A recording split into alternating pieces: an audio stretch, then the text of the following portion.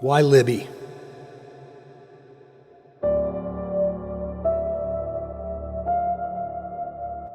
Why Abby?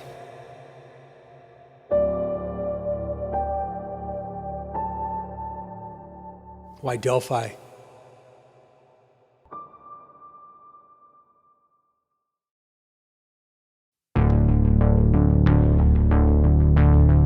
Information is being released today is the result of literally thousands and thousands of hours of extraordinary investigative efforts. We're seeking the public's help to identify the driver of a vehicle that was parked at the old CPS DCS welfare building in the city of Delphi that was abandoned on the east side of County Road 300 North, next to the Hoosier Heartland Highway. We also believe this person is from Delphi, currently or has previously lived here, visits Delphi on a regular basis, or works here.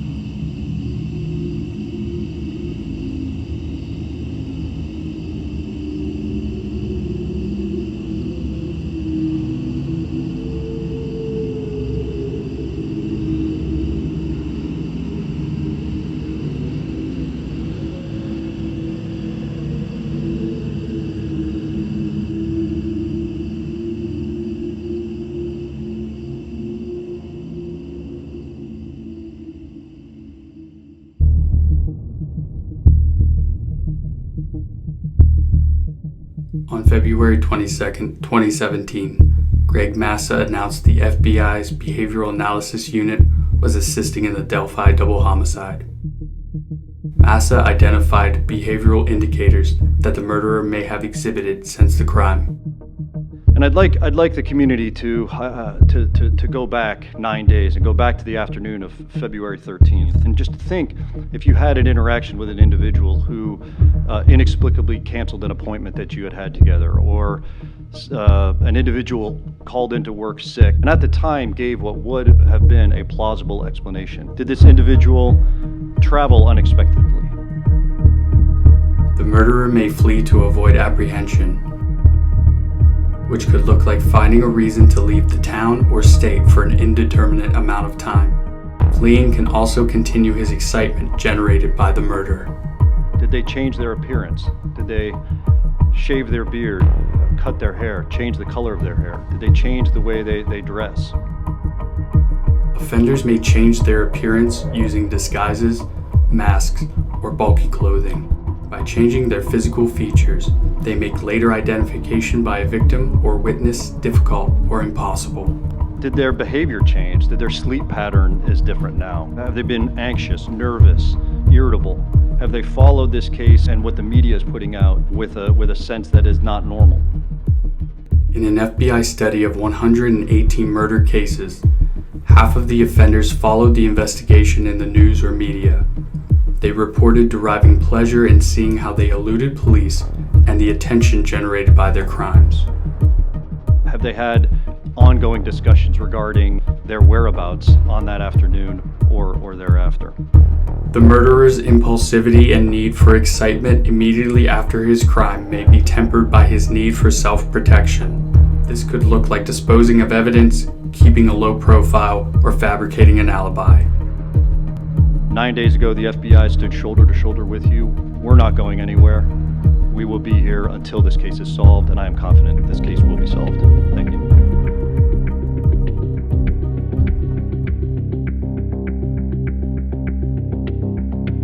Details about the crime scene have been heavily protected in the Delphi case. However, investigators have provided critical clues about the crime itself and the type of offender likely responsible. Language used by investigators suggests this was a sexually motivated crime. Sexual homicide is the killing of a person in the context of power, sexuality, and brutality. We know that this is about power to you. What will those closest to you think of when they find out that you brutally murdered 2 little girls. These types of crimes often provide very few clues about the motive and identity of the offender. In the April 22, 2019 press conference, Superintendent Doug Carter addressed the killer directly. To the murderer, I believe you have just a little bit of a conscience left. This statement suggests that there was evidence of undoing found at the crime scene. Undoing is when a killer attempts to emotionally distance himself from the crime, which can include posing the bodies to appear as though they are sleeping peacefully, covering or partially covering the bodies of his victims. This behavior suggests he may feel some degree of remorse or regret for his crime. This type of remorse, however, is often shallow, insincere, and short-lived, and does not deter him from committing future crimes. This type of killer may feel remorse not because he feels sorry for what he has done, but because the victims represent or remind him of someone of significance in his own life, such as a partner or a daughter. FBI agent Greg Massa suggests that the offender may have started abusing drugs or alcohol, which is another behavioral indicator of remorse. Did their behavior change? Did they start abusing drugs or alcohol, whereas they would not have?